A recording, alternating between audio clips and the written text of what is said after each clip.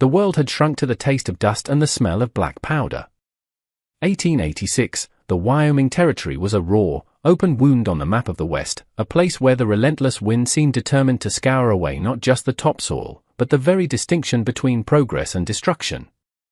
For Isaac Hawthorne, a rancher whose land stood in the path of the Union Pacific's relentless march, the world was the worn leather of his saddle and the unending thunder of dynamite. The fight for the Sweetwater Valley had been a slow-motion meat grinder, a brutal acre-by-acre struggle that had eroded the souls of the men who fought it. The railroad baron, Bartholomew Kane, called it the artery of the nation, the final passage before the continent could be truly conquered. On the other side of that passage, local ranchers, settlers, and the displaced tribes fought a losing battle. Caught in the middle were the Chinese laborers, brought in by the thousands to lay the track, then discarded. They were ghosts in their own lives, hated by the white settlers and exploited by their employers. Phone, the unforgiving leader of the local Tong, had ordered his people to resist, to vanish into the hills, to fight to the last. There was no surrender in their vocabulary. That was the catechism Isaac had learned by heart. So when he and his men stumbled upon a hidden encampment in the abandoned silver mine north of his property, they expected only two outcomes: a final, desperate fight with hatchets and improvised weapons, or the grim silence of mass suicide, a horror whispered about in the bunkhouses. What they found instead was a handful of terrified, half-starved Chinese men and a small group of women, their traditional silk tunics tattered and stained with grime and rock dust. They had been cooks and laundresses for the railroad gangs, but the haunted look in their eyes told a more complicated story. Among them was a young woman named Lin Mai. She couldn't have been more than 19. Her face was a mask of stoic resolve, but her hands, clenched into tiny fists at her side, betrayed a terror so profound it was almost silent. The stories told in the camps had been clear.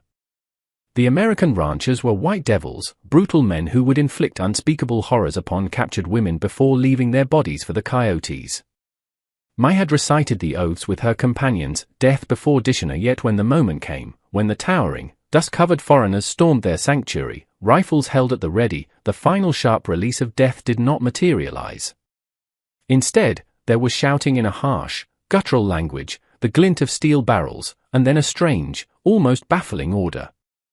The men were separated from the women, and the women were herded towards Isaac's ranch, a few miles south across the rolling sagebrush. No brutality, no leering smiles, just a weary, methodical efficiency. The processing was a blur of confusion. A grizzled old ranch hand, his face a roadmap of sun and hardship, briefly examined them for injuries. They were given a small portion of jerky and water from a clean barrel, the tough, salty meat and cool water a shock to their systems. Then they were led into a large, sturdy barn. The air inside was thick with the scent of hay, horses, and dry wood. And it was there that Mai saw it. A row of simple wooden bunks built against the far wall. They were nothing more than rough-hewn planks with a thin straw-stuffed mattress and a single coarse wool blanket. To the ranchers, they were standard bunkhouse furniture, a meager comfort in a world of hardship. To Mai, they were an unimaginable luxury. She had spent the last 2 months sleeping on a thin reed mat laid upon the cold, damp earth of the mine floor. The idea of sleeping on an elevated surface, protected from the dirt and the chill, seemed like a dream of a forgotten life. As dusk settled, casting long, eerie shadows across the valley, a new wave of confusion washed over her. The American ranchers, Isaac and his hands, began to file into the same barn. They didn't speak to the Chinese women, barely even looked at them. They simply walked to their own bunks, arranged along the opposite wall, shucked off their dusty boots with groans of relief, and lay down. They were mere feet away. Mai's heart hammered against her ribs. In her culture, the proximity of unmarried men and women, especially in a sleeping arrangement, was a violation of the deepest codes of conduct. It was a prelude to shame, an invitation to dishonor. She and the other women exchanged fleeting, terrified glances. They were trapped. The devils were all around them. Yet, as the minutes turned into an hour, nothing happened. The only sounds were the distant boom of railroad dynamite, the mournful cry of a coyote, and the soft, steady breathing of the sleeping men. They had simply gone to sleep. They lay on their backs, their hats and gun belts beside their bunks, vulnerable in their exhaustion. They were not monsters in the dark. They were just tired men. This profound, inexplicable disconnect between expectation and reality was more terrifying than any anticipated cruelty. The enemy was supposed to be a caricature of evil, a simple target for hatred. But this quiet, unassuming humanity was a puzzle she could not comprehend. Mai lay stiffly on the strange yielding surface of the bunk, her body a knot of tension. The wool blanket was rough against her skin. She stared into the oppressive darkness of the barn, her eyes fixed on the silhouetted forms across the narrow aisle. The men she was taught to believe were beasts were sleeping like children. The comfort of the bed felt like a trick, the silence a lie. Every shadow seemed to hold a threat. Yet the only real battle was the one raging inside her own mind, a war between a lifetime of indoctrination and the bewildering evidence of her own senses. She clutched the edge of the blanket, her knuckles white. Out there in the dust and the dark, Bartholomew Kane was pushing his iron horse forward, and Foam was preparing his followers for a final, desperate resistance. The fate of the valley was being decided in black powder and blood.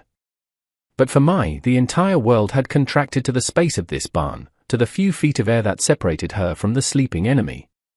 The question hung in the dry air, unanswered, as she waited for the dawn. The dawn arrived, not with light, but with a change in the cadence of violence. The overnight blasting had been a slow, methodical heartbeat of destruction. The morning brought the frantic crackle of rifle fire and the sharper explosions of dynamite, closer now. Mai had not slept. She had watched the slow rise and fall of the Americans' chests, listening to their murmurs in a language that sounded like stones rolling downhill. Nothing had happened. The great unspoken terror of the night had dissolved into a grey, anticlimactic morning. The ranchers awoke with the practiced groans of exhausted men pulling on their stiff, worn boots. They moved with a purpose that ignored the Chinese women, their presence acknowledged only by a shared confined space, like furniture in a room. Isaac Hawthorne felt the familiar ache in his lower back as he sat up. His eyes scanned the barn, first checking on his own men, then out of habit, on his livestock, and finally, on the silent row of Chinese women. He saw the dark circles under their eyes, the rigid way they held themselves. He saw fear, but it was a different kind of fear now. Not the wild panic of capture, but a watchful, unnerving stillness. His gaze briefly met Mai's before she quickly looked away, her head bowed. There was a small, festering cut on her hand, which he had noticed yesterday. It needed cleaning. That was his job. His job was to fix what was broken, whether it was a fence post, a lame horse, or a person. He approached her slowly, holding up a small tin of salve and a clean rag. "It's okay," he said, his voice soft. He used the tone he reserved for spooked horses and lost calves. Mai flinched, pulling her hand back. The other women stiffened.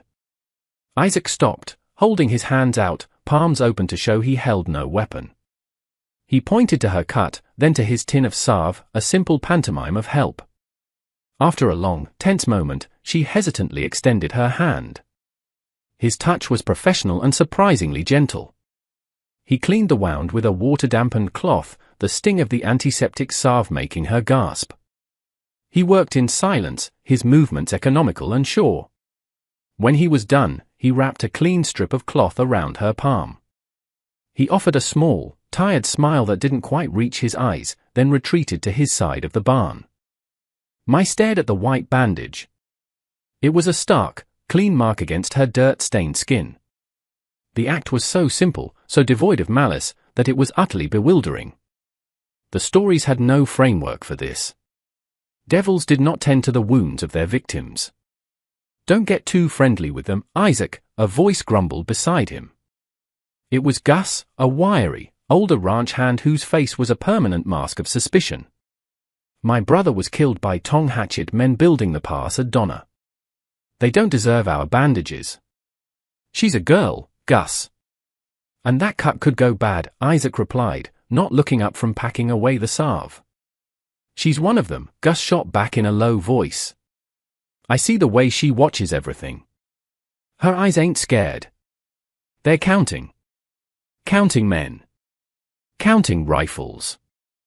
Don't be a fool, he spat a stream of tobacco juice near the barn door. Isaac didn't answer. He knew Gus's view was the more common one, forged in the crucible of frontier life where compassion was often seen as a liability. But Isaac had seen too much death to believe it was that simple anymore. That evening, the routine repeated itself.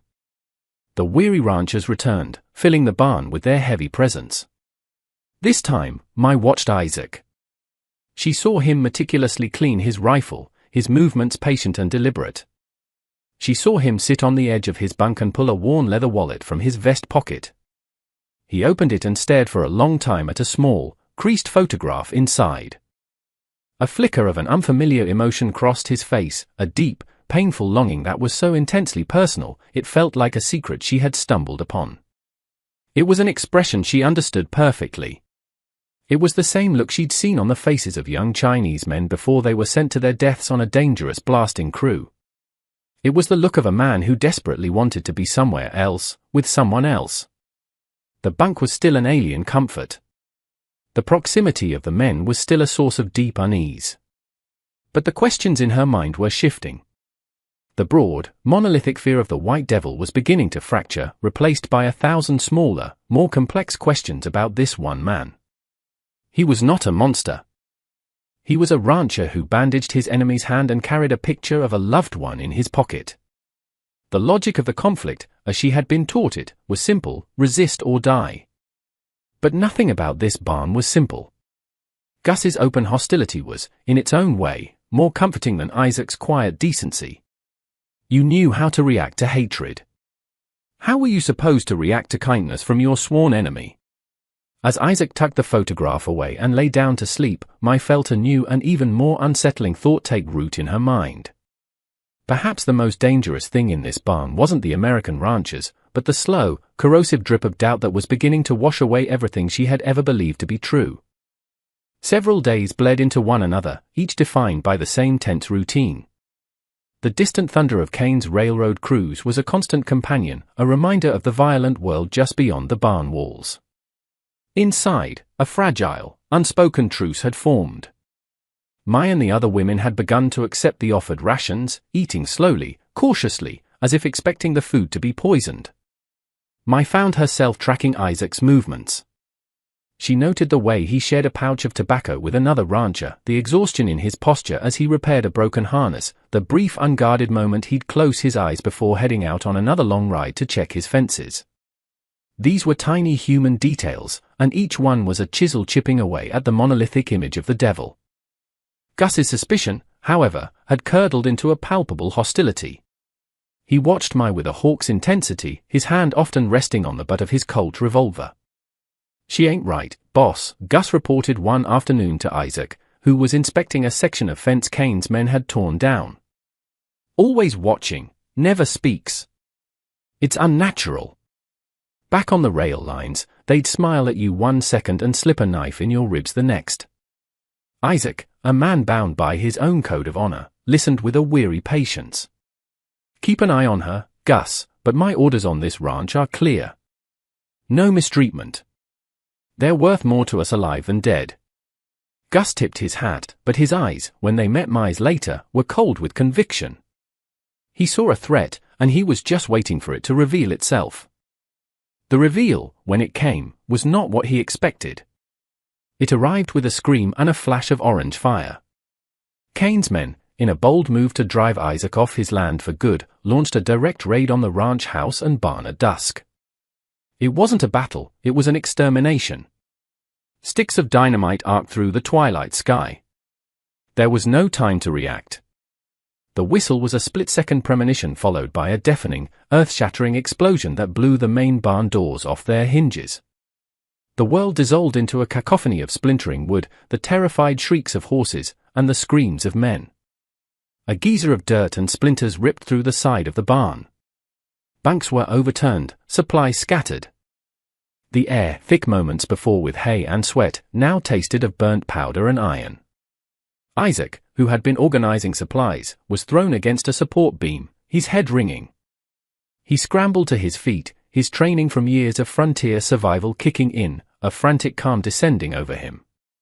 "Lights, get the lanterns," he yelled, his voice raw. Men were groaning. One ranch hand lay eerily still. Another was clutching his leg, blood pulsing between his fingers.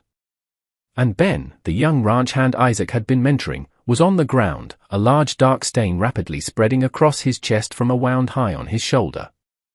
In the chaos, Gus's first instinct was for his weapon. He scrambled for his rifle, his eyes darting to the Chinese women huddled together in terror. "On the ground, all of you, on the ground now," he shrieked, his voice cracking with adrenaline. To him, this was the moment he had predicted. The perfect opportunity for an attack from within. Isaac was a whirlwind of motion, a man against a tide of blood. He pressed a wadded-up shirt against one man's wound, shouting instructions to another. "Pressure, hold it there. Don't let up." He saw Ben and knew it was bad. A wood splinter had acted like shrapnel, severing an artery. Ben's face was already a ghastly pale white. Isaac lunged for him, but another wounded man cried out, his arm mangled. Triage was a cruel master. "Who do you save?" "I need pressure on Ben," he yelled over his shoulder to anyone who could hear. "Now, somebody." But the other able-bodied men were either wounded, in shock, or returning fire. Gus was too busy keeping his rifle aimed at the huddled women. Ben was bleeding out. I saw it all in a series of stark, terrifying snapshots. The splintered wood, the smell of blood, Gus's face contorted with fear and hate. And Isaac, his expression not of a monster, but of a desperate leader overwhelmed by death. She saw the pulsing wound on Ben's shoulder and knew with the certainty of her limited training, her father in their village had been a healer, that he had only moments to live. The voice of the Tong leader screamed in her head. "The enemy is weak. This is your chance. An enemy dead is a victory for our people. Do your duty." But another image pushed its way through the panic, Isaac gently bandaging her hand. Isaac looking at the worn photograph in his wallet. Gus bellowed at her again. "I said stay down." But Mai was no longer listening to him. She wasn't listening to the voice of the Tong leader either. She was moving. Scrambling on her hands and knees, she crossed the invisible line that divided the barn. She ignored Gus's rifle, ignored the shouts, and fell to her knees beside the dying young man. Without hesitating, she pressed the heel of her hand directly into the wound, pushing down with all her weight, just as she had been taught. The gush of hot blood soaked her hands and forearms. It was shocking in its warmth, its vitality. She leaned in, her small frame trembling, using her body to apply the desperate, life-saving pressure. The raid ended as suddenly as it began, the attackers driven off into the darkness. An unearthly silence descended, punctuated by the whimpers of the wounded. Isaac, having stabilized the other man, turned and saw the scene. He froze. The Chinese girl, the quiet prisoner, was covered in an American rancher's blood, her face a mask of intense concentration, her hand saving his life. Gus stood over her, his rifle still leveled, his expression a disbelieving wreck of confusion and shock. The lines were gone. There was no American side or Chinese side. There was only the living, the dying, and a single, impossible act of mercy. The world snapped back into focus. In the adrenaline-fueled aftermath of the attack, a new, unspoken command structure had emerged. Isaac, the ranch owner, became the undisputed authority, his voice cutting through the chaos with sharp precision, and Mai, the prisoner, became his silent, efficient deputy. There was no language between them, only the universal syntax of triage. A pointed finger, a held-out strip of cloth, a shared glance over a wounded man. It was a grim and intimate partnership forged in the space of a few heartbeats. Isaac worked with a desperate fury to save his men, and Mai, her own fear locked away, worked to help him. She held a compress on one man's leg while Isaac stitched a deep gash on another. Their movements synchronized as if they had been training together for years. Private Gus simply stood, his rifle lowered, a ghost in his own drama. The clear, simple lines of hatred that had defined his world had been irrevocably blurred. He watched the Chinese girl, the threat, press a clean cloth to a wounded ranch hand's side, her small hands firm and steady. He saw Isaac nod at her, a gesture not of a captor to a prisoner, but of one professional to another. The scene did not compute. It was a glitch in the brutal logic of the frontier, and Gus had no orders for how to proceed. So he did nothing, a statue of obsolete conviction. When the last of the wounded, including a stabilized Ben, were made as comfortable as possible, an eerie quiet settled over the wreckage of the barn. Mai finally stood up, her body trembling with delayed shock. Her hands and forearms were coated in drying blood, a grotesque parody of long evening gloves. She turned to rejoin the other Chinese women who were huddled together at the far end of the ruined shelter. But as she approached, they shrank away from her. One of them whispered the word Hanjian, traitor. Her act of mercy was, to them, an act of ultimate betrayal. She had aided the White Devils. She had touched them, helped them, and was now stained by their blood. In saving an enemy's life, she had become an outcast among her own people. Isaac saw the exchange. He saw the fear and accusation in the women's eyes and the profound, crushing isolation that descended on Mai. A few minutes later, he approached her, holding out a bucket and a basin of clean water. He said nothing, simply set it down before her and walked away, giving her space. The act was louder than any words. It was an acknowledgement, a thank you, and a gesture of solidarity. As Mai plunged her hands into the cool water, watching the American's blood swirl and dissipate, she felt a strange and terrifying sense of release. She was unmoored, adrift between two worlds, belonging to neither. News of the incident traveled with the speed of frontier gossip. A rancher's life saved by a Chinese prisoner was a story too strange not to tell. By the next afternoon, it reached the ears of those who dealt not in bandages but in land grants and legal leverage. Mr. Davies, an agent for Bartholomew Kane's railroad, was a man who saw the world as a collection of assets and liabilities. He arrived in a buggy that was conspicuously clean, his suit crisp, his eyes holding a polite but analytical sharpness. He had heard about the raid and saw an opportunity. "Mr. Hawthorne," Davies began, his tone disarmingly casual. "I understand you have a cooperative asset among the Chinese you're harboring."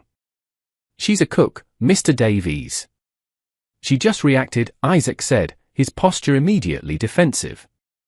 Her reaction demonstrated a capacity for logical self-preservation, Mr. Hawthorne. Perhaps even a disillusionment with the Tong's fanaticism, Davies countered smoothly. "That makes her valuable. Mr. Kane is desperate for information on Feng's main stronghold in the Blackstone Hills. A prisoner who understands that cooperation is a better alternative to starvation is a prisoner we can work with. I'm here to ask her a few questions." The interrogation, as Davies called it, took place in the ranch's main house. It was just Mai, Mr. Davies, and Isaac, who insisted on being present. Mai sat on a wooden chair, her hands clasped so tightly her knuckles were white. Davies began with simple questions, spoken through a translator, soft and non-threatening. But then the questions sharpened. He unrolled a topographical map of the region. "We know Feng has a command post somewhere in this sector," Davies said, his finger tapping a grid of canyons. "We believe it's connected to their main supply cache. You were with them, weren't you, Miss Lin?" Mai stared at the map, her heart pounding. She knew the place he was pointing to.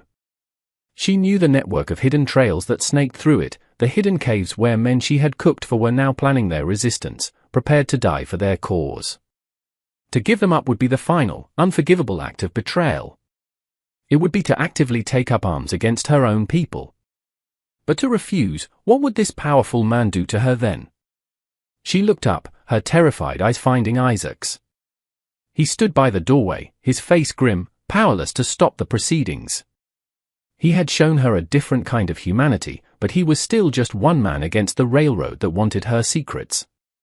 Mr. Davies leaned forward, his voice a confidential whisper. "Young Ben has a mother and two sisters back in Laramie. You saved their son and brother. Help us save more American sons. Help us end this conflict. Tell me where the stronghold is." Her past and her present converged in that single, terrible question. Duty versus survival, loyalty versus a nascent, fragile morality. All the lies and all the truths of the past week had led to this moment. The silence in the room was a physical weight. Mr. Davies's question hung in the air, a demand for allegiance.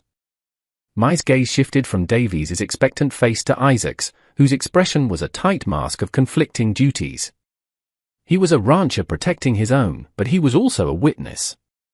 He had bandaged her hand, she had saved his man. This was the transaction that now sat on the scales. Her mind, a whirlwind of fear and duty, finally found a still point of clarity. It wasn't about choosing a side. It was about choosing a meaning for the blood that was on her hands. She took a slow, steadying breath. "I cannot tell you about Feng's stronghold," she said, her voice barely a whisper, yet clear and firm in the quiet room. The translator relayed the words. Mr. Davies's expression tightened slightly. But Mai continued, her eyes locking with his, "I can tell you something else. 2 days ago, I overheard a plan. To attack a settler wagon train passing through the Aspen Creek Pass." She pointed to a different spot on the map, miles from the Blackstone Hills. "It is a lie that it is for supplies. It is a trap. It is meant to provoke the cavalry. And the ones sent to attack are not Tong fighters. They are simple laborious, old men and boys given old rifles, told to make a final stand. Your soldiers will think they are attacking Tong warriors. They will walk into a slaughter, for both sides." Davies stared at her, then at the map. The information was specific, tactical, and, if true, incredibly valuable.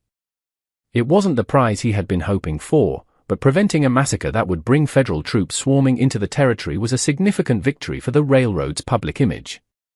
It was also verifiable. He could send a rider to the nearest fort. He studied her face, searching for deceit, but saw only a profound and weary sincerity. He gave a curt nod. "We will look into it." The interrogation was over. As Isaac walked Mai back to the barn, the air between them was thick with unspoken words. The other Chinese women glared at her, their contempt a palpable force. Her betrayal was now complete in their eyes. Before he left her, Isaac paused. "Why?" he asked, the single word encompassing 100 questions. Mai looked at the white cloth still faintly visible on her palm. "The men you fight, the Tong, they are fighters. They have chosen their path," she said softly. "Those old men and boys on the wagon train, they have not. Your Ben has a family. Perhaps some of them do, too. No more ghosts." No more. It wasn't a full explanation, but it was the truest one she could offer. It was a logic born not of nations or companies, but of the simple human calculus of a healer. You save the lives you can. 2 days later, Isaac's ranch received an unexpected visitor, a cavalry patrol. The lieutenant in charge informed him that they had intercepted a raid on a settler train at Aspen Creek, disarming the attackers with minimal bloodshed. The rumor circulating was that an anonymous tip had averted a massacre. Isaac looked towards the horizon, his heart a tight knot of gratitude and awe. His final sight of Mai was the next morning. A wagon had arrived to transfer her and the other women to a federal outpost in Cheyenne. She was being herded on with the others, still an outcast among them. She saw him standing by the ruined barn, and for a moment their eyes met across the dusty yard. There was no time for words. He simply raised his hand in a small, almost imperceptible wave. She responded with a slight bow of her head, a gesture of profound, heartbreaking dignity. Then the wagon's canvas flap fell shut, and she was gone. The fight for the valley raged on for another brutal year. Bartholomew Kane eventually overreached, his violent methods drawing the attention of Washington, and Feng's resistance was finally broken. The railroad went through. The war ended.